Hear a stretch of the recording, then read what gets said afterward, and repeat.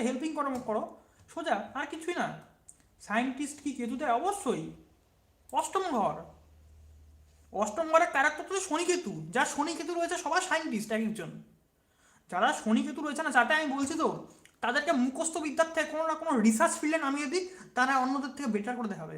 Jupiter Ketu, শনি কেতু, এরা research ফিল্ডে গেলে বা অষ্টমে কানেকশন যদি করে, এই সমস্ত গ্রহ বিশেষ করে অষ্টমের যদি কোনো রকম ইন্টারফেয়ার করে, এদের থেকে ভালো সায়েন্টিস্ট বা এদের থেকে বড় রিসার্চার কেউ করতেই পারবে না লং টার্মের ক্ষেত্রে।